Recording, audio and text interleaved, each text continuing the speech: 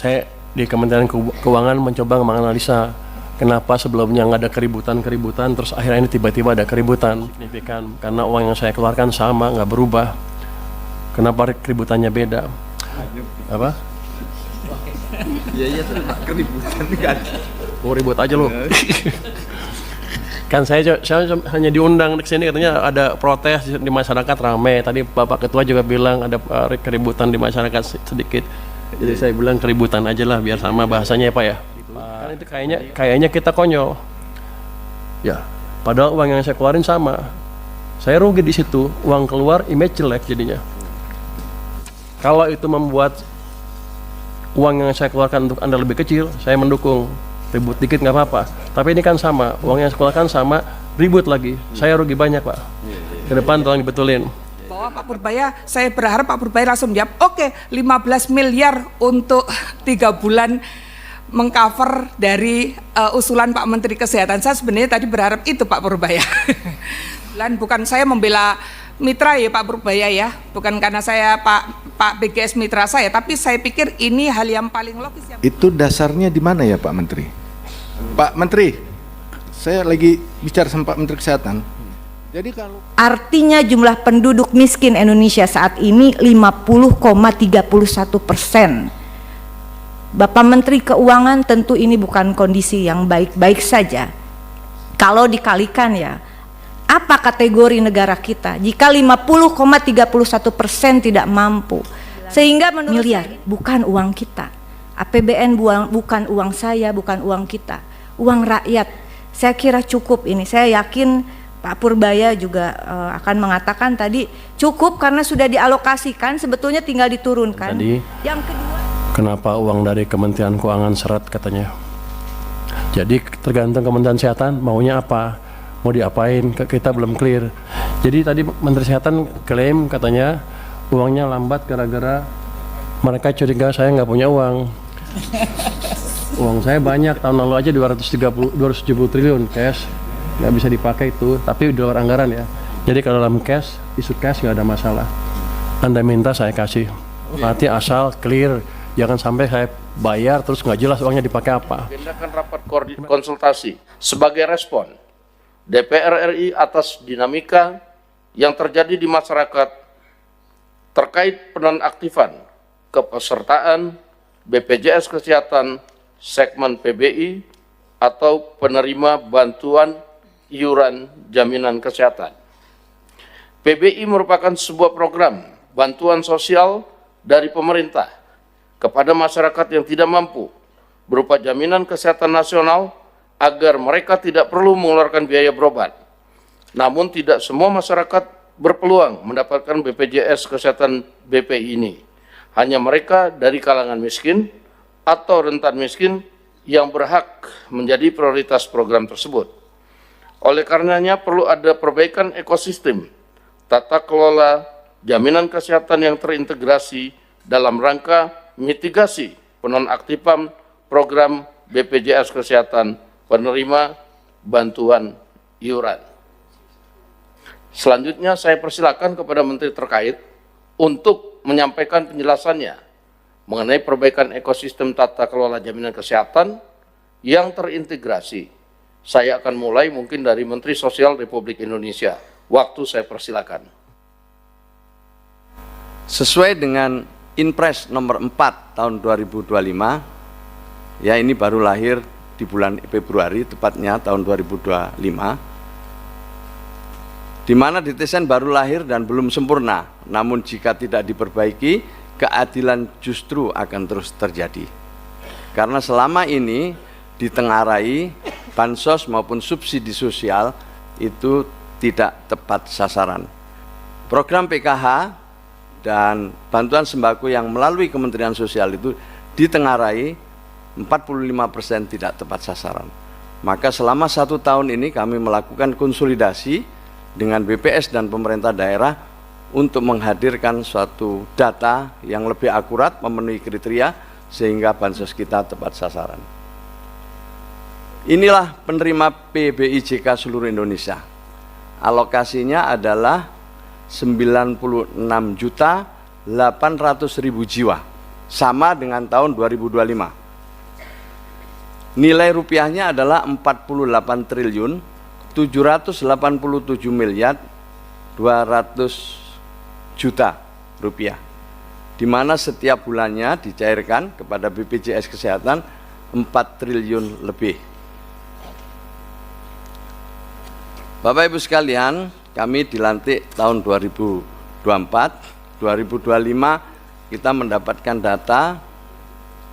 Nah, inilah ada masalah-masalah waktu itu yang kita temukan setelah kita mengukur menggunakan DTSEN.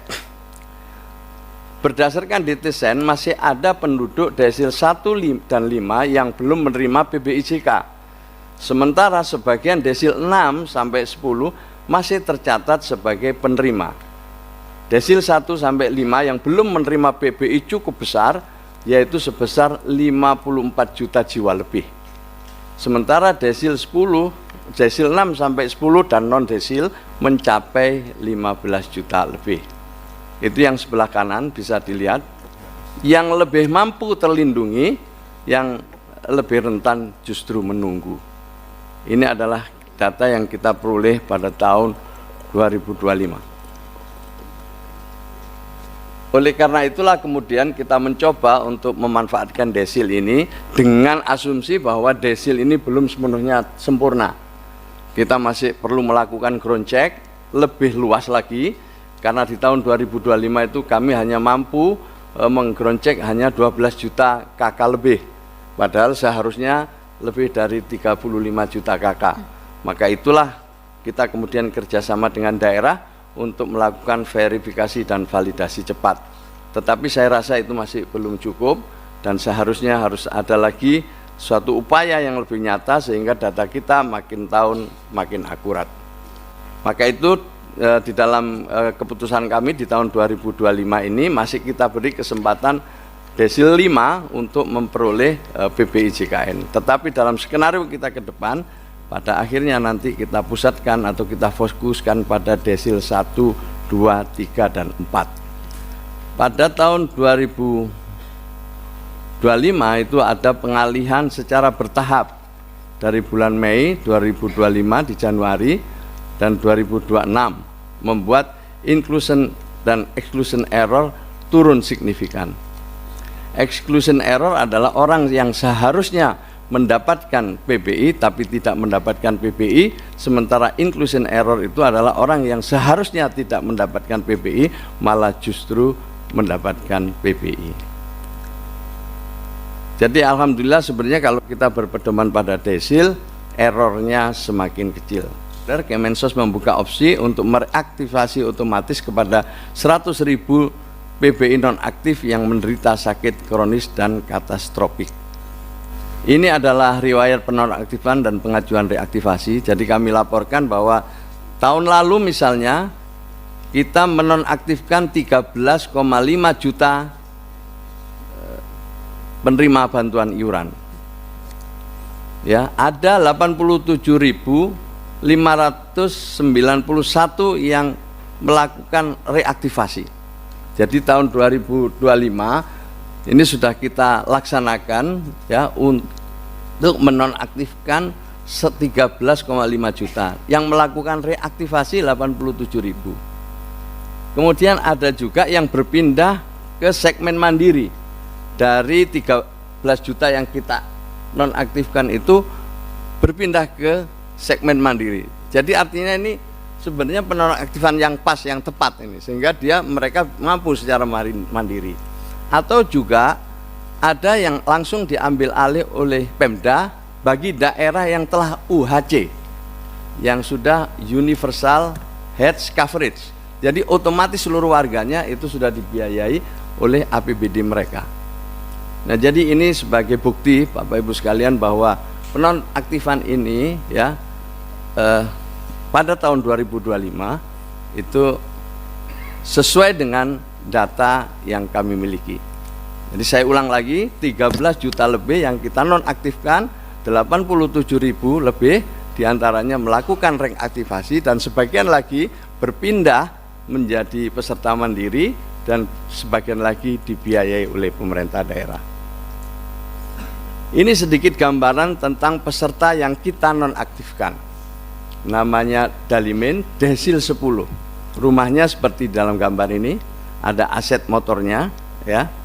Ini peserta yang kita nonaktifkan. Kemudian ada Jamhuri, desil 7. Aset-aset rumahnya seperti ini. Nah, kemudian kita alihkan kemana? Jadi ini banyak yang menganggap kan kayaknya ini dikurangi. Tidak ada yang dikurangi, tapi direalokasi. Dia realokasi kemana? Misalnya ini ke Apendi, desil 1. Ini baru di Januari 2026. Kondisi rumahnya seperti ini.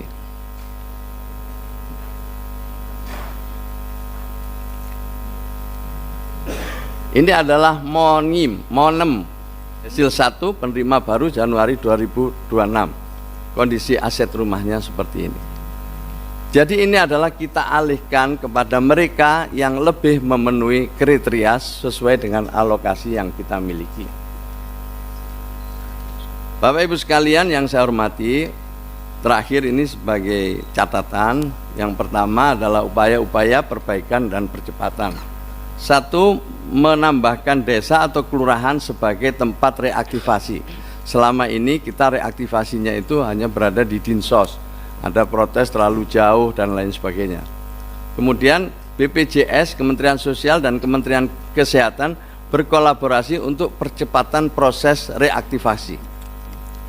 Yang ketiga, reaktivasi otomatis kepada 106.000 penderita penyakit katastrofik atau kondisi kesehatan serius, mengancam jiwa dan membutuhkan perawatan jangka panjang seperti jantung, kanker, stroke, dan gagal ginjal yang dinonaktifkan agar layanan kesehatan tidak terganggu dan dapat melakukan reaktivasi menyusul.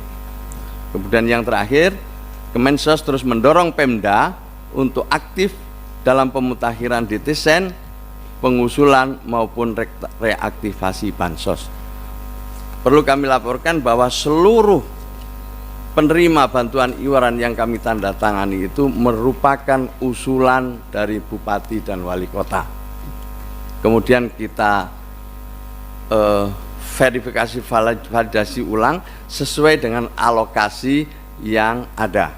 Misalnya ada 100.000 usulan dari Bupati Wali Kota, sementara alokasinya 50.000, maka kami mencoba untuk melakukan verifikasi dan validasi untuk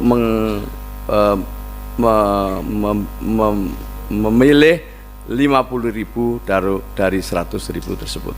Inilah kira-kira yang dapat kami laporkan, kurang lebihnya kami mohon maaf. Assalamualaikum warahmatullahi wabarakatuh. Yang ingin kami sampaikan adalah bagaimana sebelum dan setelah pemanfaatan DTSEN dalam penyaluran PBI. Dengan pemadanan dengan PBI ini, Bapak dan Ibu, kami melihat bahwa dari hasil ini yang abu-abu adalah DTSEN awal sebelum menggunakan, PBI awal sebelum menggunakan DTSEN, Bapak. Yaitu dulu masih menggunakan DTKS, Bapak izin ya. Nah, yang orange ini adalah PBI yang menggunakan DTSEN. Kami melihat bahwa jika dibandingkan kondisi awal dengan kondisi ini, bahwa ketepatan dari penerima PBI menjadi semakin lebih tepat.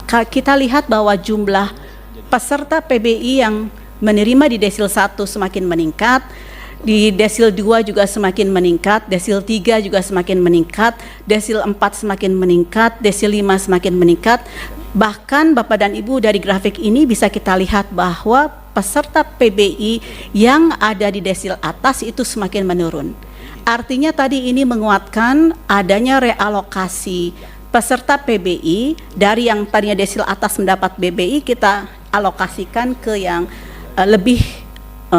lebih berhak untuk menerima PBI. Sehingga dari grafik ini terlihat Bapak dan Ibu bahwa peserta PBI di desil 1 dan sampai dengan 5 yang menggunakan DTSEN menunjukkan kepesertaannya dari kelompok yang berhak menerima ini menjadi lebih meningkat. Sebagaimana disampaikan Pak Mensos tadi, dulu sudah pernah di Mei ke Juni itu memang agak rendah ya 96 karena dinonaktifkan 13,5 jutaan itu. Tapi tidak rame waktu itu karena ya mungkin masyarakat jadi lebih tepat ya siapa yang desilnya itu dapat dan siapa yang nggak dapat kayak gitu. Berikutnya, nah ini yang SK 3 HUK 2026 yang menjadi acuan. Memang tanggal 22 Januari itu tanggalnya di Kemenkes diterima BPJS itu sekitar tanggal 26 atau 28. Nah ini memang ya di sini kemudian ada yang masih kepengen cuci darah, katanya ditolak sama rumah sakit, itu yang jadi rame. Berikutnya, iya sebetulnya nggak boleh rumah sakit dalam keadaan emergensi, itu ada Undang-Undang nomor 17, undang-undangnya Pak Menkes itu ada. Nah kuota kita itu sama sebetulnya, seperti Pak Menkes sampaikan, jatahnya itu 96,800, tapi yang diberikan berikutnya, nah itu adalah 95 lebih, tapi totalnya itu ya yang dinonaktifkan ini kan 11 jutaan ya, 11.085.000. Nah memang ada yang peserta desil tadi disampaikan Pak Mensos 6 sampai 10, tapi dia butuh pelayanan Pak. Ini sekitar 120.000 orang. Nah itu yang kemudian tadi sudah ada SK Menkesnya sebagai perlindungan hukumnya. Nah kalau di situ bisa karena aturannya sebetulnya ini kan untuk yang desilnya itu 1/4 lah kayak gitu, 1 sampai 4. Berikutnya, nah ini mekanisme reaktivasi peserta PBI. Jadi kalau peserta yang dinonaktifkan tadi berbasis pada SK Pak Mensos 03 terus kemudian di Kemenkes, nah itu kita bisa ada surat keterangan yang membutuhkan layanan. Nah lalu diurus di Dinas Sosial. Dinas Sosial melakukan download format surat rekomendasi Dinsos, lalu mengisi dan melengkapi surat rekomendasi ya, Dinsos, melakukan upload, dicek di Kementerian Sosial ini oke, ya, lalu kasih BPJS aktifkan, selesai kayak gitu. Jadi ini kita udah sepakat dengan Kemensos dan Kemenkes, terutama ya kita udah rapat itu tanggal 5 Februari 2026. Tapi intinya ada yang memang masih butuh layanan tadi dengan dia PBI tapi non aktif keluar, tidak masuk data sen tadi. Nah jumlahnya ada sekitar 120.472 peserta dengan penyakit yang katastrofik biayanya, artinya mahal ya, seperti gagal ginjal kronik dan lain sebagainya. Nah kita bahas dan Kemensos menerbitkan reaktivasi sejumlah 105.508. Nah masih ada juga sejumlah 480 peserta yang tidak bisa direaktivasi. Nah dikarenakan sudah pernah direaktivasi sesuai Permensos nomor 3 tahun 2016 itu pasal 21. Nah terkait potensi temuan BPK tentunya tadi sudah ada yang lebih desil 5 itu ada pengamannya. Berikutnya. Nah ini sekali lagi peserta dengan penyakit atau penyakit berbiaya katastrofik. Ini yang menjadi masalah itu, terus lapor di katakanlah perkumpulan yang mengurusi untuk cuci darah dan lain sebagainya. Ini ada ribuan ya, tapi totalnya 120.472. Berikutnya. Nah, jadi peserta JKN itu memang ada yang pasif, ada yang aktif. Nah, yang ini semua itu sebetulnya peserta ini bisa ngecek, bisa baik secara tatap muka atau non tatap muka. Non tatap muka ini ada mobil JKN, Pandawa, Care Center segala macam. Berikutnya. Nah, sekali lagi, jadi kalau sudah terlanjur di rumah sakit, nah itu bisa ke PIPP, bisa ke mall pelayanan publik, bisa ke BPJS keliling, bisa ke kantor BPJS, bisa ke BPJS 1. Setiap rumah sakit itu ada fotonya, ada nomornya yang bisa dihubungi. Begitu. Berikutnya. Nah ini sehingga sebetulnya tidak terlalu sulit dari peserta yang dinonaktifkan itu, asal SK Kemensosnya jelas, kita ngikutin gitu. Berikutnya. Nah, ini kendala dan kesimpulannya, tetapi secara umum tidak ada kendala yang bermakna ya, kecuali tadi yang 408 peserta yang rencana direaktivasi dengan status sudah pernah direaktivasi dan belum diupdate dalam 2 kali pemutakhiran datasen tadi. Nah, ini perlu dibuatkan payung yang saya kira sekarang sudah ada payungnya itu. Saya kira secara umum demikian, dan kami ucapkan terima kasih Bapak Wakil Ketua DPR, dan kita tutup. Assalamualaikum warahmatullahi wabarakatuh. Nah, Bapak Ibu, karena isunya mengenai cuci darah, ini adalah jumlah pasien cuci darah di Indonesia. Totalnya ada 200 ribuan. Ya. Setiap tahunnya bertambah 60 ribu yang baru, kemudian yang dari tahun sebelumnya ini ada sekitar 120 ribuan. Ya. Ini jumlahnya 200 ribuan. Dan memang pasien cuci darah ini seminggu bisa 2-3 kali harus cuci darah di rumah sakit. Kalau dia miss, itu bisa fatal dalam waktu 1-3 minggu. Jadi contohnya waktu kemarin kita bencana di Aceh, ini layanan ini yang kita fokuskan untuk bisa dihidupkan kembali. Karena kalau sampai dia lewat 1 minggu, 2 minggu, 3 minggu, itu wafat, ya, wafat. Nah, bisa mundur ke 1 halaman sebelumnya. Jadi yang ramai itu dengan PBI adalah cuci darah. Sebenarnya ada lagi yang lain yang mirip juga dengan cuci darah, Bapak Ibu. Contohnya misalnya kanker. Kanker itu ada layanan yang namanya kemoterapi. Bapak Ibu juga pasti sudah pernah dengar. Itu dilakukan 2-3 kali seminggu. Ada yang namanya radioterapi. Itu dilakukan kalau sedang siklusnya 5 kali seminggu. Itu sama Bapak Ibu. Kalau itu berhenti, itu wafat. Ada juga misalnya penyakit jantung. Itu penyakit jantung kita sama-sama tahu harus minum obat setiap hari. Kalau itu dia berhentikan, itu juga wafat. Ya, yang lebih sedih misalnya talasemia, itu untuk anak-anak yang kena talasemia. Itu harus diinfus, harus cuci darah juga anak-anak itu. Kalau kemudian mereka miss, wafat. Jadi selain yang gagal ginjal, sebenarnya kami ingin ajukan dari sisi Kemenkes, ini penyakit-penyakit lainnya. Data ini sama seperti yang tadi ditampilkan oleh Pak Ali Gufron. Jadi Bapak Ibu dari 200 ribu, tadi saya lupa sampaikan di depan, sebenarnya yang keluar dari PBI cuma 12 ribu.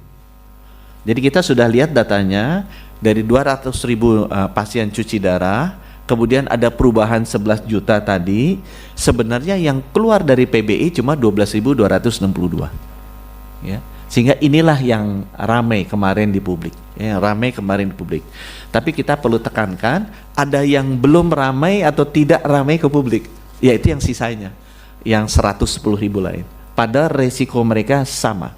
Kalau ini berhenti, ini menyebabkan kematian. Oleh karena itu, cat kami yang terakhir, Bapak Ibu, kesimpulannya, usulan kami bisa ke halaman 7. Ini Bapak Ibu, nomor 1, untuk bisa mengadres kebutuhan masyarakat, kita mengusulkan agar bisa dikeluarkan SK Kemensos untuk 3 bulan ke depan, layanan katastrofik yang 120 ribu tadi itu otomatis direaktivasi. Jadi kalau maksudnya otomatis itu tidak, ini usulan Pak, ini usulan. Jadi kalau otomatis saja tidak perlu orangnya datang ke fasilitas kesehatan, tapi oleh pemerintah langsung direaktivasi, sehingga tidak ada berhenti atau keraguan-raguan baik rumah sakit maupun masyarakat. Dan ini cukup dengan SK Kemenkos. Dan kalau ditanya biayanya berapa, Bapak Ibu, kan tadi 120 ribu. Kalau kali 42 ribu PBI sebulan paling 5 miliar Bapak Ibu. Jadi kita minta kalau bisa ya 15 miliar lah dikeluarkan untuk otomatis mereaktivasi yang tadi PBI-nya keluar. Ya. Kemudian yang kedua, kita memahami tadi benar sekali Kemensos dan BPS bilang bahwa tujuan ini kan yang mampu harusnya tidak bayar, tapi yang tidak mampu harusnya kita layani dengan baik. Sehingga dalam 3 bulan ini, kenapa kita usulannya ini sebentar saja, 3 bulan ini benar-benar divalidasi kembali. Ini bisa BPS, bisa dengan Pemda dan Kemensos memvalidasi. Benar nggak sih ini miskin atau tidak? Kalau saya sebagai pernah bankir bilang, ya dilihat, kalau Pak dia masuk PBI tapi punya kartu kredit limit 20 juta, ya udah pasti kan nggak harusnya PBI. Atau dia PBI tapi listriknya 2.200, ya harusnya tidak PBI. Dengan demikian dalam 3 bulan ini terjadi kejelasan dan bisa dikomunikasikan ke masyarakat yang terdampak bahwa hey, kita ingin mengalihkan uangnya benar-benar subsidi yang tidak mampu. Di catatan DTSN Bapak Ibu termasuk yang punya kartu kredit ya kategori mampu harusnya tidak menerima. Kemudian usulannya ketiga adalah kita juga mengeluarkan SK Kemensos, Pak Mensos saya bilang, karena SK Kemensos itu bisa keluarnya tanggal 25-26 berlaku bulan berikutnya. Akibatnya BPJS tidak memiliki waktu cukup untuk menjelaskan ke masyarakat bahwa statusnya berubah. Ini kita minta, mohon usulan kami adalah SK Kemenkos itu berlaku 2 bulan berikutnya. Ini biasanya nanti jadi objek audit BPK karena ada 1 bulan selisih tuh. Oh ini 1 bulan selisih ini ada yang meninggal, ada yang apa. Nah itu yang nanti kita butuh waktu untuk bicara dengan BPK agar kebijakan ini tidak menjadi salah di sisi keuangan, karena ini dibutuhkan untuk masyarakat, karena masyarakat kan perlu dikomunikasikan. Nah ini yang perlu kita rekonsiliasi dengan BPK. Kemudian yang keempat itu hanya mengingatkan saja ke kita semua bahwa ada batas kuota yang ada di Undang-Undang 96,8. Jadi pada saat kita reaktivasi ulang PBI, memang Kementerian Sosial itu dibatasi oleh undang-undang tidak boleh melebihi 96,8 jiwa. Jadi demikian usulan kami Pak. Jadi nomor 1 kalau bisa ada reaktivasi otomatis sementara 3 bulan oleh SK Kemenkos. Yang nomor 2, dalam masa 3 bulan ini dilakukan pemutakhiran desil secara terbuka dengan masyarakat oleh BPS, Pemda, BPJS dan Kemenkos. Dan yang nomor 3, agar SK Kemenkos ini berlaku 2 bulan. Yang ini memerlukan koordinasi dengan BPK agar tidak dilihat salah Kemensos dan Kementerian Kesehatan kalau ini berlakunya 2 bulan, agar BPJS memiliki waktu cukup untuk mengkomunikasikan masyarakat sehingga tidak terulang kembali keramaian seperti ini. Dan yang keempat adalah catatan saja bahwa memang ada batasan di Undang-Undang PBI itu 96,8 juta jiwa. Demikian dari kami Bapak Wakil Ketua, analisa permasalahan dan usulannya. Terima kasih. Wassalamualaikum warahmatullahi wabarakatuh. Baik, terima kasih. Lanjut dengan Menteri Keuangan, kemudian Bappenas, baru saya akan kasih kesempatan kepada rekan-rekan dari Komisi 11, 8, dan 9. Terima kasih Pak Ketua. Assalamualaikum warahmatullahi wabarakatuh.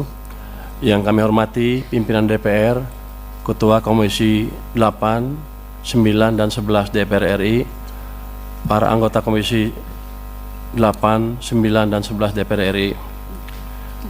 Terima kasih untuk telah mengundang saya pada rapat pada siang hari ini. Saya nggak tahu bisa ngomong banyak tentang BPJS, tapi saya akan coba isi sedikit lah dan memberi masukan sedikit juga. Bapak Ibu pimpinan anggota Komisi 8, 9, dan 11 yang saya hormati,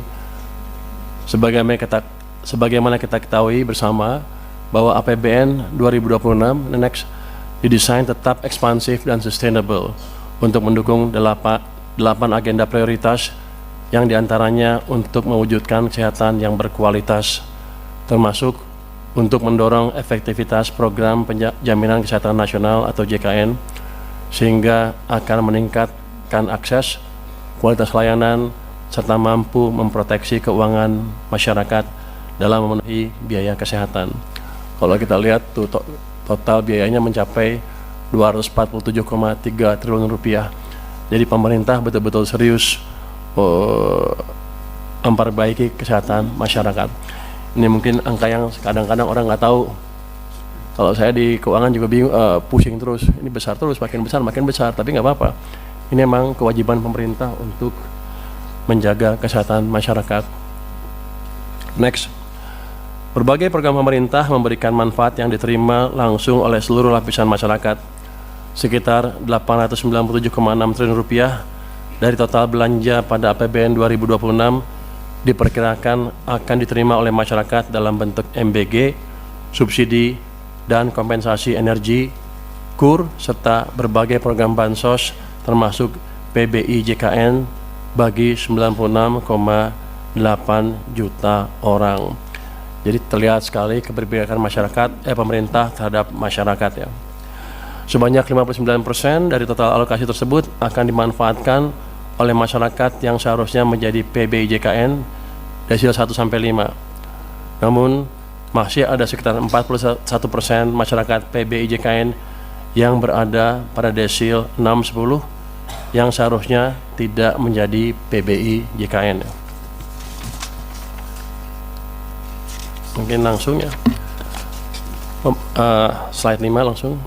Pemerintah secara konsisten mewujudkan kesehatan yang berkualitas. Pada tahun 2026, pemerintah telah mengalokasikan anggaran kesehatan yang mencapai 247,3 triliun rupiah, yang seperti yang saya sebutkan tadi, meningkat 13,2% dibanding tahun sebelumnya. Mencakup di dalamnya untuk mendorong efektivitas program JKN melalui dukungan iuran bagi penerima bantuan iuran atau PBI untuk 96,8 juta peserta. Seperti yang tadi disebutkan juga oleh Menteri Kesehatan. Komitmen pemerintah terhadap JKN diwujudkan melalui dukungan pembiayaan JKN yang terdiri dari pembiayaan defisit. Sejak tahun 2014 sampai 2019, tren pembiayaan JKN mengalami peningkatan defisit. Penyebab utama karena gap iuran dengan manfaat.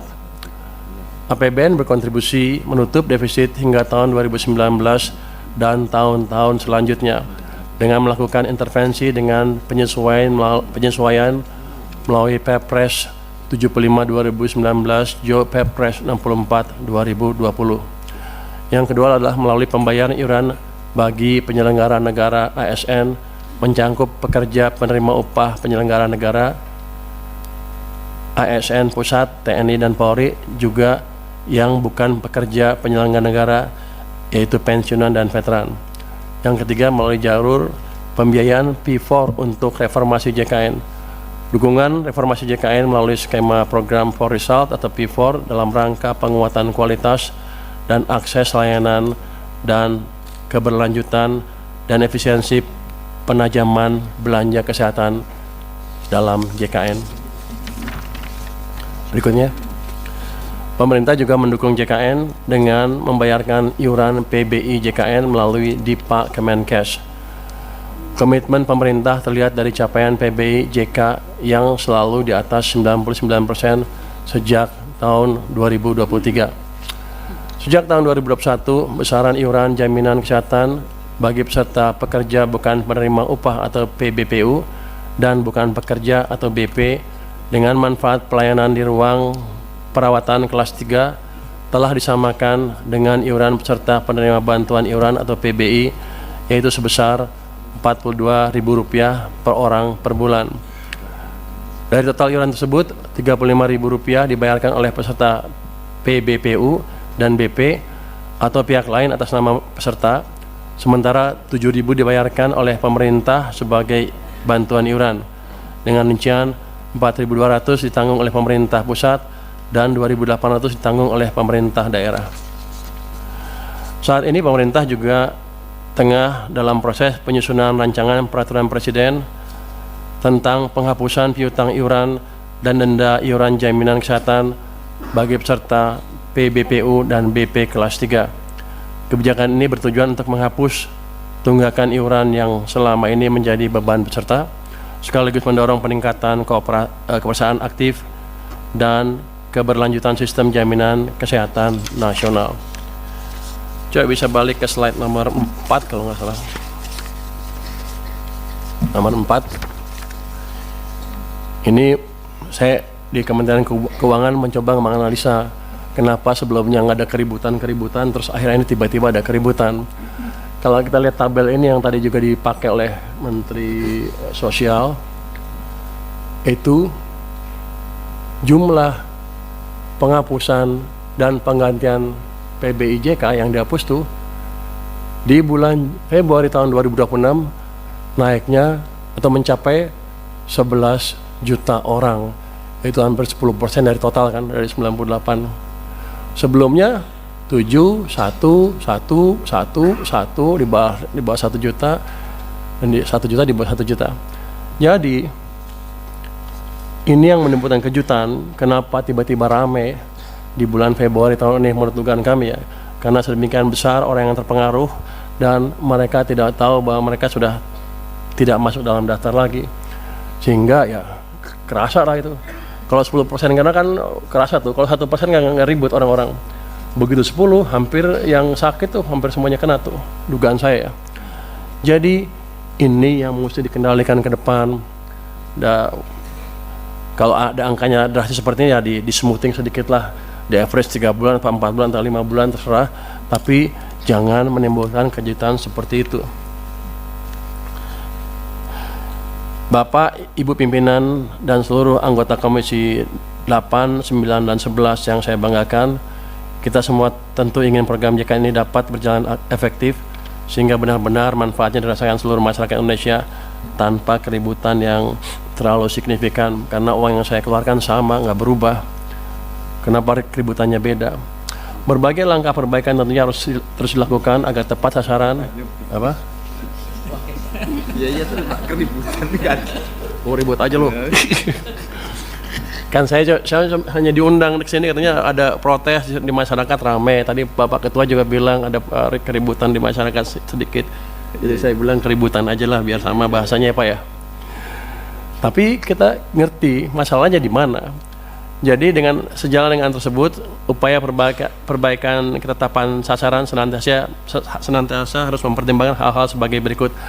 Tadi Pak Menkes sudah memberi permintaan berapa bulan, segala bulan. Saya perkuat sedikit deh. Pertama, perubahan data PBI JKN pada prinsipnya merupakan upaya untuk meningkatkan kualitas dan tata kelola program JKN agar lebih tepat sasaran, melindungi masyarakat miskin dan tidak mampu. Itu. Jadi pemutahirannya jangan bikin keributan. Yang kedua, penonaktifan peserta PBI JK dapat dipertimbangkan untuk tidak langsung berlaku, namun diberikan jangka waktu 2-3 bulan. Tadi Pak Menkes 2 bulan, 2-3 bulan yang disertai dengan sosialisasi kepada masyarakat. Jadi begitu mereka masuk list, tidak masuk lagi ke daftar PBI, langsung trigger sosialisasi ke mereka bahwa mereka tidak masuk lagi ke list itu, sehingga mereka bisa melakukan tindakan yang diperlukan, entah membayar dengan tempat lain atau gimana. Tapi jangan sampai yang udah sakit tiba-tiba begitu mau cek cuci darah lagi tiba-tiba nggak eligible, nggak berhak. Kan itu kayaknya kita konyol. Ya, padahal uang yang saya keluarin sama. Saya rugi di situ, uang keluar, image jelek jadinya. Pemerintah rugi dalam hal ini, Pak. Kemudian masukan dari kami adalah penentuan jumlah PBI dilakukan dengan hati-hati dan terukur dengan mengedepankan ketepatan sasaran, kemudian akses layanan, dan menjaga keberlanjutan program JKN. Tadi kan kalau ditanya ada nggak ruang untuk ngisi orang-orang tadi yang nggak masuk, kan ada. Kan masih 96 juta sekian kan, targetnya 98. Harusnya kalau prosedurnya clear, nggak ada masalah itu. Jadi masalahnya adalah masalah operasional, masalah manajemen, dan masalah sosialisasi yang harus bisa dibereskan secepatnya. Kalau itu membuat uang yang saya keluarkan untuk Anda lebih kecil, saya mendukung. Ribut dikit nggak apa-apa. Tapi ini kan sama, uang yang saya keluarkan sama, ribut lagi. Saya rugi banyak, Pak. Ke depan tolong dibetulin. Dengan demikian penjelasan kami tentang dukungan APBN 2026 untuk mendorong efektivitas program JKN dalam rangka mewujudkan SDM unggul, sehat, produktif, dan berdaya saing untuk menghadirkan Indonesia yang tangguh, mandiri, dan sejahtera. Terima kasih. Kami kembalikan kepada pimpinan. Wassalamualaikum warahmatullahi wabarakatuh. Mungkin dari pimpinan Komisi 9, kami persilakan. Assalamualaikum warahmatullahi wabarakatuh. Salam sejahtera untuk kita semua. Saya Nihayatul Hafiroh, Wakil Ketua Komisi 9. Terima kasih atas beberapa penjelasannya yang luar biasa. Memang akhir-akhir ini kami terutama di Komisi 9 sudah dibombardir Pak Wakil untuk menerima banyak sekali pertanyaan dan juga protes dari masyarakat terkait PBI. Ada beberapa hal yang ingin kami sampaikan. Pertama, ini perlu dilakukan sosialisasi yang jelas terkait pemutusan keanggotaan di PBI ini, karena seringkali masyarakat tidak mendapatkan informasi tersebut. Walaupun sebenarnya sudah ada SOP yang jelas bagaimana masyarakat harus diberitahu untuk mendapatkan informasi dari pihak-pihak terkait ketika mereka di cut off dari kepesertaan PBI, sehingga seringkali masyarakat sudah masuk rumah sakit harus cuci darah, harus melahirkan atau harus berobat yang lainnya, tapi ternyata ketika melakukan pembayaran ternyata sudah tidak menjadi anggota PBI. Itu yang pertama. Jadi sosialisasi itu penting sekali untuk dilakukan. Yang kedua adalah soal PBI dari anggaran APBD. Jadi Bapak Ibu yang saya hormati, sekarang dengan anggaran APBD yang tentu kita tahu semuanya banyak berkurang, sehingga ini menjadikan pemerintah daerah sangat mengurangi juga anggaran untuk memberikan PBI untuk APBD ini, sehingga ketika daerah tidak mampu untuk memberikan anggaran PBI dari anggaran APBD, tentunya banyak sekali masyarakat yang dipotong juga untuk penerima PBI. Di samping itu, ketika masyarakat, contoh ada anak-anak sekolah yang anak kuliah di luar daerah, atau juga anak-anak dari pesantren yang keluar daerah dan mereka mendapatkan biaya PBI dari APBD, ini biasanya sangat kesulitan untuk pindah data, pindah FKTP. Berbeda kalau mendapatkan biaya PBI-nya dari APBN, begitu. Yang selanjutnya terkait pemotongan untuk pasien katastrofik. Sebenarnya kita tanggal 15 Juli tahun 2025 sudah melakukan rapat bersama dengan Menteri Sosial, Menteri Kesehatan. Di situ ada kesimpulan yang jelas bahwa Komisi 9 DPR RI dan seluruh kementerian yang ada menyepakati untuk menjamin keberlanjutan layanan kesehatan bagi masyarakat miskin dan rentan yang terdampak penonaktifan kepesertaan PBI, serta memperkuat sistem transisi dan mekanisme reaktif melalui satu, menjamin prinsip continue of care, pelayanan kesehatan yang berkelanjutan bagi kelompok yang tengah menjalani pengobatan penyakit kronis katastrofik termasuk ibu hamil, anak-anak, lansia, dan penyandang disabilitas agar tidak mengalami gangguan akses layanan akibat perubahan status kepesertaan. Tentu ini menjadi concern kita, jangan sampai nanti masyarakat ini kesulitan untuk berobat. Kalau kita lihat data yang disampaikan oleh Pak Menteri Sosial tadi, ada 106.000 masyarakat yang menderita penyakit katastrofik yang itu reaktifnya secara otomatis. Data ini berbeda dengan data yang disampaikan oleh BPJS Kesehatan dan juga oleh Pak Menteri Kesehatan. Pak Menteri Kesehatan dengan BPJS datanya sama, yaitu 120.472.000. Jadi ada selisih 14.472. Nah, ini karena datanya ini soal manusia, ini tentu kita melihat ini perbedaannya di mana. Dan saya sebenarnya sepakat dengan Pak Menteri Kesehatan tentang dibutuhkan waktu 3 bulan yang langsung harus aktif otomatis tanpa harus datang. Nah, saya berharap sebenarnya saya tadi mendengarkan Pak Purbaya menjelaskan, saya sebenarnya ingin mendengar langsung reaksi Pak Purbaya mendengar usulan Pak Menteri Kesehatan sebenarnya tadi, bahwa Pak Purbaya, saya berharap Pak Purbaya langsung jawab, oke, 15 miliar untuk 3 bulan mengcover dari usulan Pak Menteri Kesehatan. Saya sebenarnya tadi berharap itu Pak Purbaya. Jadi dengan seperti itu kan kita jelas bahwa tadi saya pikir usulan dari Pak Menteri Kesehatan itu sangat logis, bahwa 3 bulan, bukan saya membela mitra ya Pak Purbaya ya, bukan karena saya Pak BGS mitra saya, tapi saya pikir ini hal yang paling logis yang bisa kita lakukan dalam 3 bulan ini untuk melihat 120.000 sekian. Jadi saya tidak tahu data yang benar yang mana, ini 120.000 sekian data dari BPJS dan Menteri Kesehatan atau dari data dari Menteri Sosial yang 106.000. ada selisihnya 14.000 sekian. Nah, kalau usulan dari Pak Menteri Kesehatan tadi bahwa ada 3 bulan langsung aktif, butuh sekitar 15 miliar, dengan seperti itu masyarakat bisa untuk tetap melakukan cuci darah dan sebagainya, thalassemia juga butuh tambahan darah dan sebagainya. Ini akan sangat membantu sambil 3 bulan itu untuk melihat mana yang benar-benar dari desil 1, desil 2 sampai di atasnya. Saya mengapresiasi dari data yang disampaikan oleh BPS bahwa ternyata penerima PBI dari desil 1 dan 5 meningkat dan penerima dari desil ke atasnya menurun, sehingga ini menunjukkan bahwa PBI benar-benar sudah sesuai dengan target. Terakhir, ini soal pemutihan.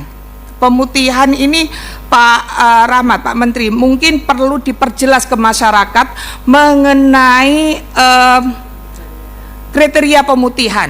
Karena sampai sekarang pemutihan ini masih sangat debatable. Apakah ini khusus untuk masyarakat yang sudah meninggal, atau untuk seluruh penerima kelas masyarakat kelas 3 yang menunggak? Karena di masyarakat ini masih debatable. Ini apakah pemutihan itu untuk semua atau tidak? Nah, ini yang perlu kita klarifikasi. Lagi-lagi saya pikir kita perlu sosialisasi mengenai soal ini, karena ini kebutuhan bersama. Saya yakin betul dan kita semua meyakini bahwa ada 3 hal yang negara ini tidak boleh melakukan negosiasi kepada masyarakat. Yang pertama adalah akses kesehatan, yang kedua adalah akses pendidikan, dan yang paling utama adalah akses keselamatan bangsa negara kita. Demikian Wakil Ketua, terima kasih. Wallahu muwaffiq ila aqwamit thoriq. Wassalamualaikum warahmatullahi wabarakatuh. Balik dari Komisi 11. Terima kasih Ketua Rapat, yang terhormat pimpinan DPR, pimpinan Komisi 8, Komisi 9, yang terhormat Pak Menteri berserta jajarannya. Tadi mendengar penjelasan dari pemerintah, khususnya dari Pak Menteri Kesehatan, yang menyebutkan bahwa PBI dibatasi 96,8. Boleh interaktif Pak Ketua untuk mengklarifikasi angka? Itu dasarnya di mana ya Pak Menteri? Di Undang-Undang APBN, Pak, setahu saya. Saya baca ini Pak, Undang-Undang APBN, rincian APBN, Peraturan Presiden Nomor 118 Tahun 2025, Lampiran 3, rincian APBN tahun 2026, halaman 351. PBI itu 146 juta Pak, dengan anggaran 58,9 triliun. Coba ke slide Pak Menteri Sosial, halaman berapa tadi? 7. Halaman 7 coba. Pak Menteri, saya lagi bicara sama Pak Menteri Kesehatan. Jadi kalau pakai angka 96,8 Pak Menteri, 2019 angkanya segitu juga. Diproporsi ke jumlah penduduk itu menjadi 36%. Pak Menteri, kalau itu diproporsi pada jumlah penduduk sekarang, proporsinya menjadi 33%. Artinya turun. Padahal kalau lihat rincian nggak begitu cara berpikirnya. Nah, ini angka-angka sendiri saja Pak Menteri nggak firm menurut saya. Jelas ini Pak, nanti saya kasihkan ke Bapak kalau Bapak belum ngeprint. Itu satu. Kedua, tadi dikatakan Pak Menteri Sosial ada verifikasi yang berjenjang. Kalau saya nggak salah mencermati tadi, ada semacam kuota Pak kepada daerah. Betul. Misalnya kuotanya daerah ini 50, yang masukin 100. Lah, padahal 100 kebutuhannya. Akhirnya diutak-atik 50 yang masuk, 50 di pending. Nah, ini perlu diperbaiki Pak Menteri. Kalau seperti ini, ya artinya kan di bawah sendiri sudah ada filter. Nah, ini yang nggak pas menurut saya. Jadi kalau terkait hal ini Pak Ketua, dari sisi anggaran itu ruangnya ada, nggak ada masalah sebenarnya, karena ruangnya memberikan alokasi untuk 146 juta penerima bantuan iuran dengan anggaran 58,9 triliun, agak berbeda dengan tayangan Pak Menteri Sosial 96,8 dengan anggaran 48 triliun. Itu saja Pak Ketua dari Komisi 11 terkait dengan anggaran.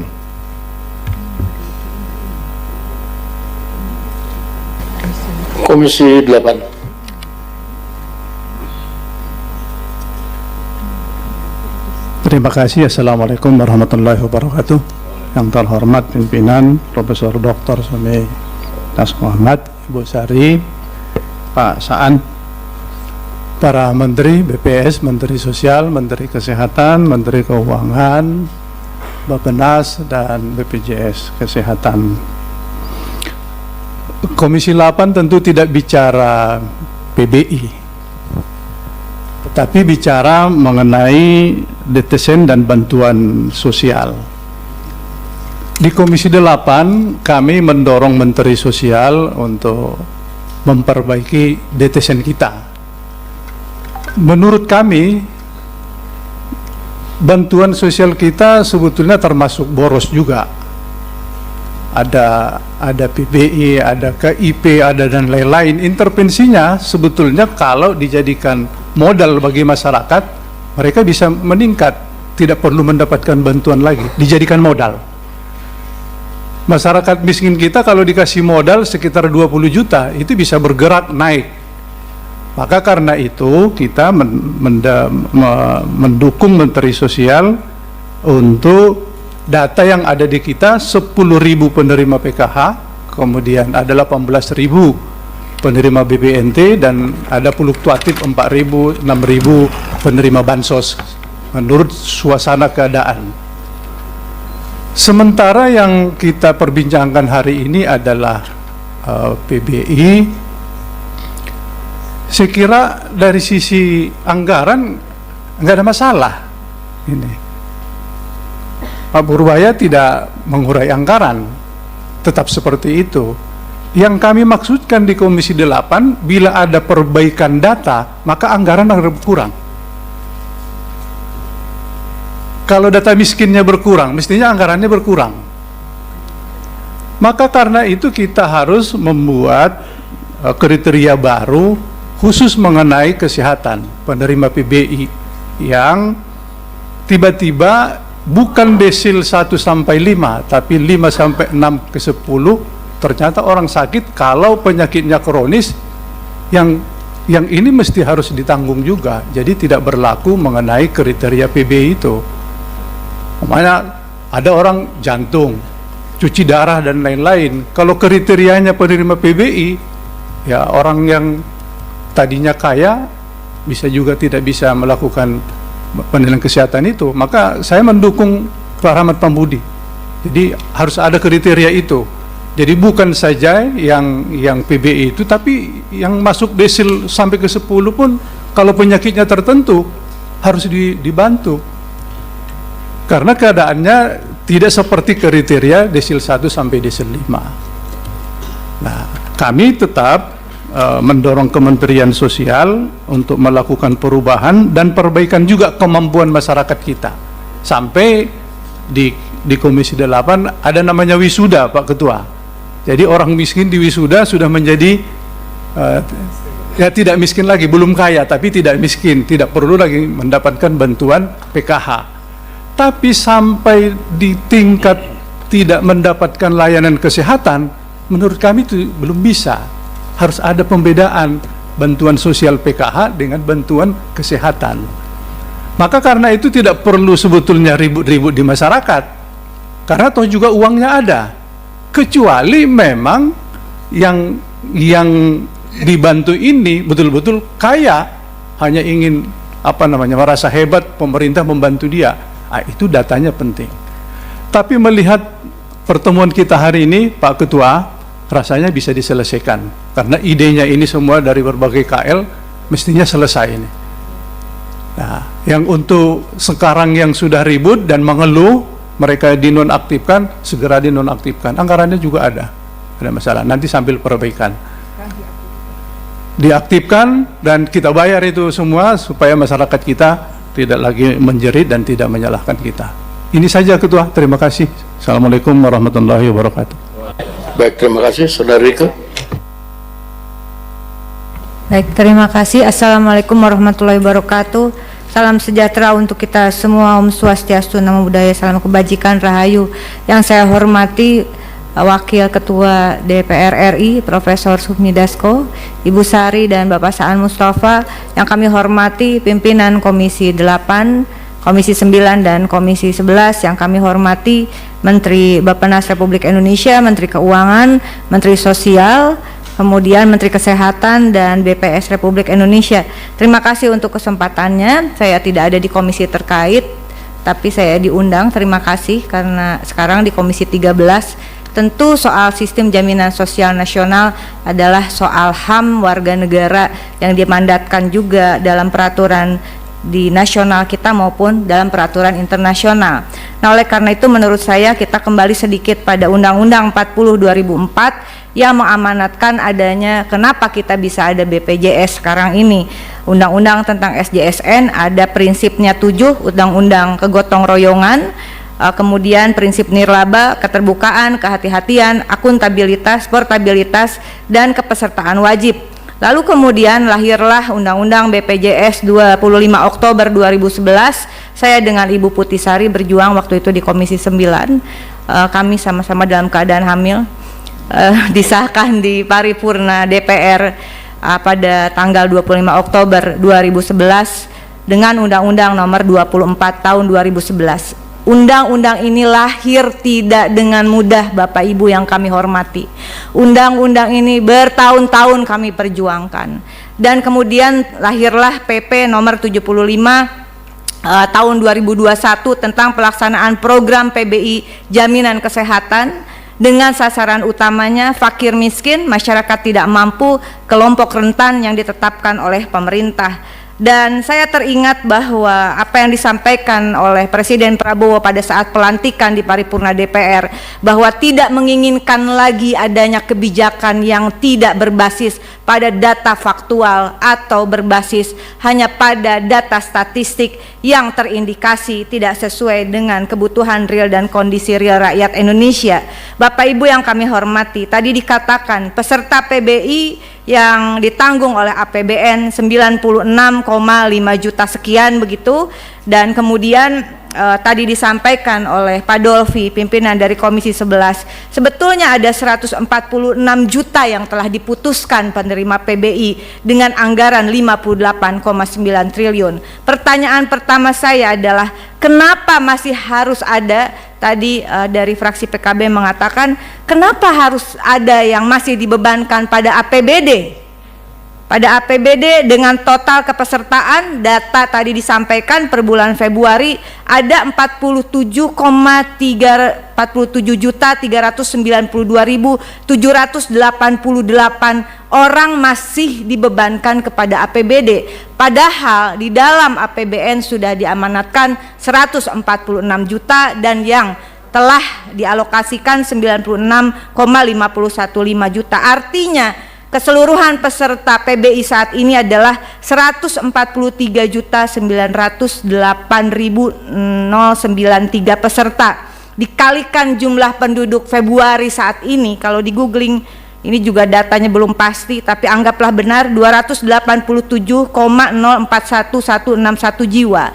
Artinya dengan prinsip yang tadi sasaran utama penerima bantuan iuran, dari 143,98 juta jiwa, artinya jumlah penduduk miskin Indonesia saat ini 50,31%. Bapak Menteri Keuangan, tentu ini bukan kondisi yang baik-baik saja.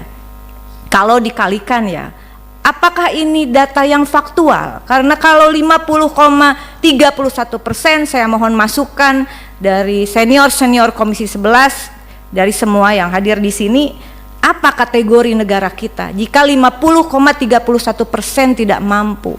Sehingga menurut saya ini juga sangat tidak baik bagaimana sebetulnya Presiden Prabowo berupaya agar anggaran itu turun langsung ke desa, agar pendataan itu sebetulnya harus dimulai dari desa. Oleh karena itu izin saya merekomendasikan, pertama saya sepakat reaktivasi peserta yang dinonaktifkan tadi segera, karena ini mohon izin pimpinan, mereka sangat, ini persoalan nyawa. Ada 120.472 orang kali 42.000 kali 3 bulan hanya 15,179 miliar, bukan uang kita.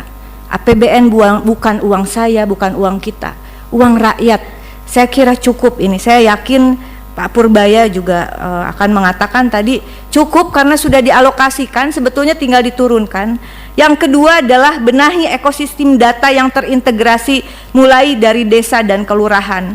Saya yakin bahwa anggaran tepat sasaran, jika data tepat sasaran, basis anggaran adalah data dasar negara, begitu.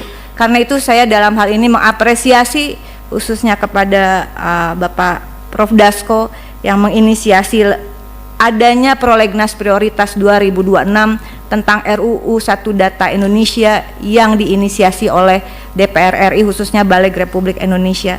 Demikian pimpinan, sekali lagi mohon dukungannya kita untuk membenahi data negara, karena kita percaya bahwa di balik angka dalam data negara ada nasib dan nyawa jutaan rakyat yang dipertaruhkan.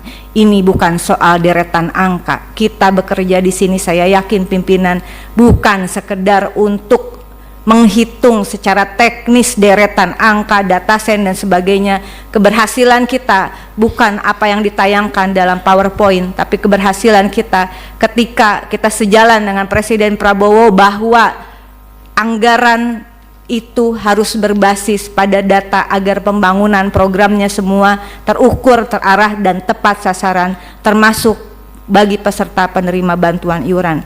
Terima kasih. Wallahul muwaffiq ila aqwamit thoriq. Wassalamualaikum warahmatullahi wabarakatuh. Waalaikumsalam. Menteri Sosial dulu, baru Menteri Keuangan. Terima kasih pimpinan. Terima kasih atas saran, atas masukan, atas kritik dan beberapa catatan dari para anggota dewan. Pertama, judul besarnya memang transformasi bangsa. Dan secara khusus dimulai dengan transformasi data. Ini yang penting, dimulai dari transformasi data. Kalau datanya akurat, maka intervensi kita akan tepat sasaran. Dan kita sungguh tahu bahwa data ini adalah sesuatu yang krusial.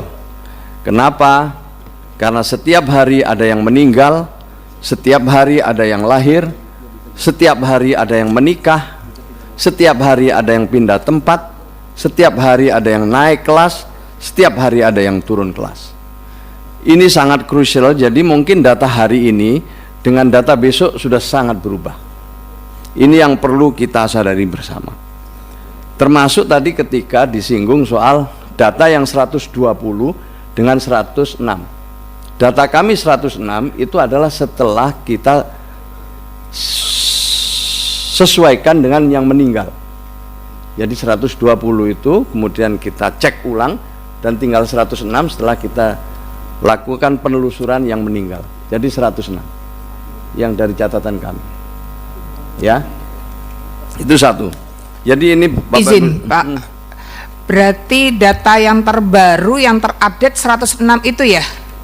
106 yang terakhir. Berarti anggarannya jauh lebih kecil lagi dari 15 miliar berarti itu ya?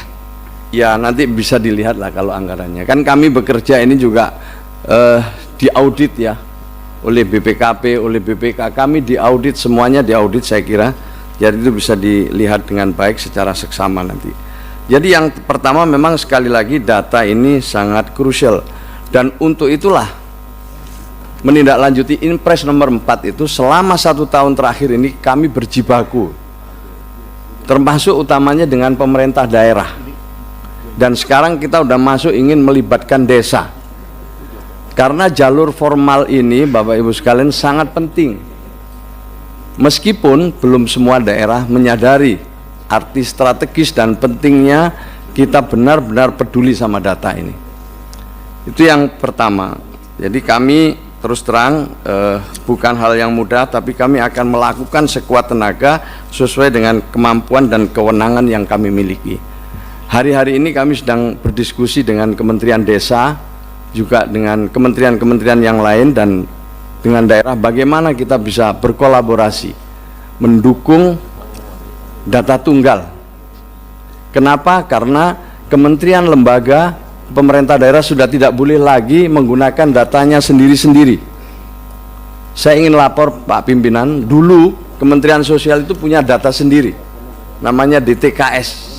Kemudian itu dijadikan pedoman untuk menyalurkan bansos yang disalurkan lewat Kementerian Sosial. Habis itu tentu akhirnya tepuk tangan sendiri. Bisa jadi kementerian yang lain tidak ikut, tidak terlibat di dalam proses bantuan sosial kita. Tapi sesuai dengan instruksi Bapak Presiden, sekarang udah tidak bisa lagi begitu. Data dikelola oleh BPS, kami hanya membantu pemutakhiran. Data pemutakhiran oleh BPS yang terakhir itulah yang kami jadikan pedoman untuk menyalurkan bansos. PBI tadi menjawab yang Komisi 9, itu adalah datanya pertama-tama usulan dari pemerintah daerah. Lalu kita pandu untuk menyesuaikan dengan DTSEN yang disajikan oleh BPS. Lalu mereka mengusulkan dan kembali lagi pada akhirnya kita adalah berpedoman pada alokasi.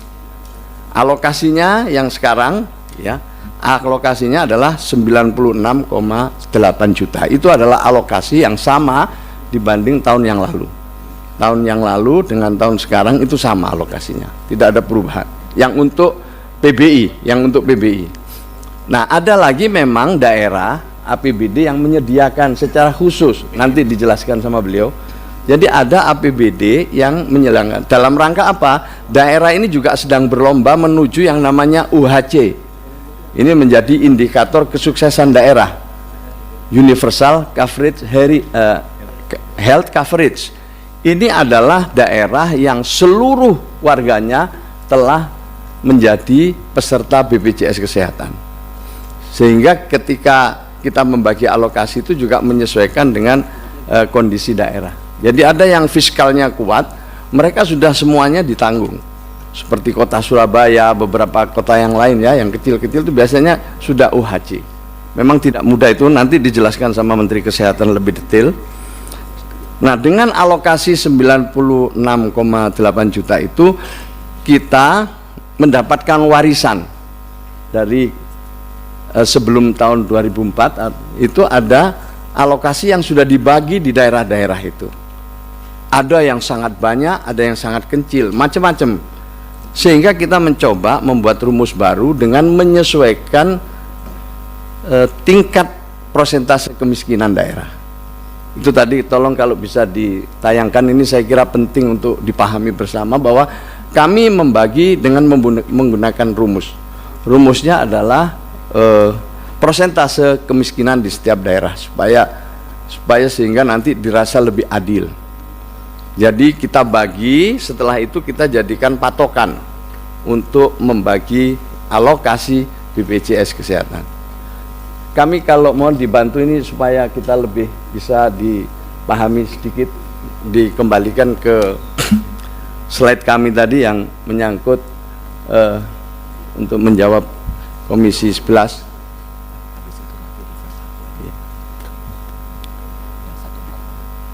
Ya nanti setelah ini langsung sambil menunggu slide Bapak Ibu sekalian, yang diprioritaskan adalah desil 1 sampai desil 5. Desil itu adalah 10% dari penduduk Indonesia. Kalau misalnya desil 1 berarti yang paling bawah secara ekonomi menurut ukuran BPS. Jadi ada 10%. Desil 2 tentu adalah 10% pada ranking kedua sampai seterusnya desil 10. Nah, kita prioritaskan dalam peraturan Kementerian Sosial itu sementara desil 1 sampai desil 5. Ke depan kita ingin difokuskan kepada desil 1 sampai desil 4 yang kami asumsikan desil 1 sampai desil 4 itu adalah kelompok rentan, yang itu berarti 40% dari seluruh penduduk Indonesia. Tapi karena kita harus akui data ini belum sepenuhnya akurat, kita masih beri kelonggaran supaya transformasinya itu landai, ya, transformasinya itu landai. Nah, Bapak Ibu sekalian yang saya hormati, kaitannya dengan yang disampaikan soal antisipasi terhadap kelompok-kelompok yang memerlukan layanan secara terus-menerus, seperti termasuk yang cuci darah itu, kami sudah menindaklanjuti hasil keputusan, hasil rapat kita tahun 2025 di Komisi 9 dengan menerbitkan keputusan menteri. Tadi sudah saya singgung di depan, keputusannya itu yang memberikan kelonggaran kepada mereka-mereka yang memerlukan perawatan secara terus-menerus untuk otomatis direaktivasi. Jadi keputusan menterinya sudah ada. Ini Pak Ketua Komisi 11. Ini rumus kami, yang merah itu rumus kami. Jadi bisa dilihat gitu, Sumatera Barat dapatnya sangat tinggi, sementara Kalimantan Timur waktu itu kecil sekali. Nah, maka itu kita naikkan pelan-pelan. Kita juga tidak langsung mengurangi habis sesuai garis merah, tapi kita naikkan pelan-pelan secara bertahap, supaya tadi tidak ada kejutan-kejutan. Dan ini adalah kesempatan kami bersama daerah untuk melakukan yang namanya ground check bersama dengan BPS. Kemudian berikutnya yang ingin kami sampaikan, bahwa saya kira usulan sangat baik dari Pak Menteri Kesehatan, didukung oleh Menteri Keuangan dan didukung oleh Bapak Ibu sekalian, bagaimana selama 2-3 bulan, khusus yang penyakit kronis tadi adalah 3 bulan, tapi yang normal 2 bulan berlakunya setelah kami tanda tangani. Ini juga akan memudahkan BPJS. Insya Allah segera akan kami proses. Mungkin Pak Menteri Kesehatan mau menambahkan, silakan. Karena masih ada kaitannya Pak Wakil Ketua, ini karena ditanya Pak Dolfi. Memang yang Pak Dolfi lihat itu keseluruhan anggaran Pak. Subsidi BPJS untuk 146,4 juta orang. Yang tadi saya sebutkan adalah bagian dari itu Pak Dolfi. Itu adalah subsidi untuk peserta PBI sebesar 96,8 juta. Ada kategori lain yaitu subsidi PBPU Pak. Ini besarnya 49,6 juta.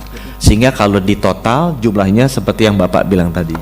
Jadi angka 146,4 adalah satu kategori PBI 96,8 juta, dua kategori PBPU sebesar 49,6 juta.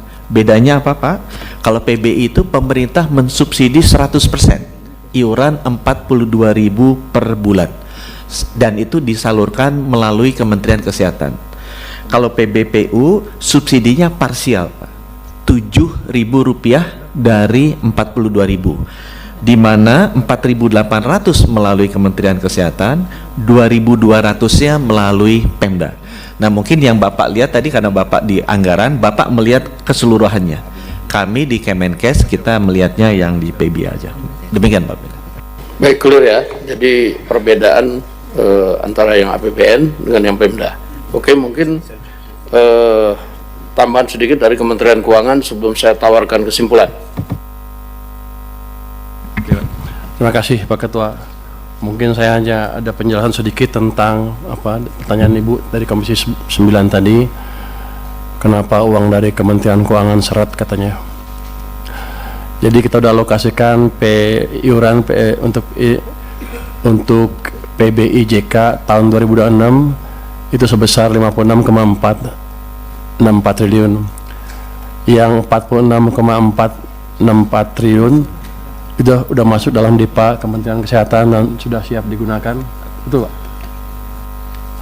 Yang 10 triliun lagi juga dalam DIPA Kementerian Kesehatan, ini masih diberikan catatan diblokir menunggu dasar kebijakan lebih lanjut. Jadi tergantung Kementerian Kesehatan maunya apa, mau diapain, kita belum clear. Mau dipakai dia untuk membiayain PBI atau menaikkan modal iuran, terserah. Tapi sampai sekarang belum putus. Begitu keluar besok saya bayar. Yang kemudian ada juga alokasi bantuan iuran PBIJK yang masih dicadangkan dalam BA-Bun sebesar 10 triliun. Itu juga menunggu dasar kebijakan lebih lanjut mau dipakai apa. Jadi kalau Anda kurang, cepat-cepat minta Kementerian Kesehatan biar diberesin kebijakannya mau diapain, saya keluarkan secepatnya, uangnya ada. Jadi tadi Menteri Kesehatan klaim katanya uangnya lambat gara-gara mereka curiga saya nggak punya uang. Uang saya banyak, tahun lalu aja 270 triliun cash, nggak bisa dipakai itu, tapi di luar anggaran ya. Jadi kalau dalam cash, isu cash nggak ada masalah. Anda minta saya kasih. Tadi udah jelasin ya? Yang dijelasin udah jelasin. Ya. Mungkin itu dari kami Pak, kami siap mendukung program ini dengan sepenuh hati asal clear, jangan sampai saya bayar terus nggak jelas uangnya dipakai apa. Terima kasih Pak. Masih ada sedikit Pak Dolfi. Aja Pak, klarifikasi aja dari Menteri Kesehatan dan Menteri Keuangan untuk membuat nomenklatur. Karena nomenklatur yang digunakan ini sama dari tahun 2019 dan selalu arahnya adalah PBI. Jika kemudian pemerintah menyisipkan atau menyusupkan penerima lain di dalam nomenklatur ini, harus diganti Pak. Nggak bisa, prinsipnya beda soalnya. Hak PBI dengan yang Bapak sebutkan tadi itu beda. Nomenklaturnya disamakan. Padahal nomenklatur ini sudah berlaku dari sejak BPJS ada. Terus Bapak sisipkan atau susupkan, saya nggak tahu istilahnya, dengan skema baru yang kita nggak tahu ininya. Jadi kalau memang akan dibuat seperti itu, nomenklaturnya dipisah Pak. Sehingga PBI yang benar-benar amanat undang-undang BPJS kita jalankan bagi masyarakat yang tidak mampu dan rentan.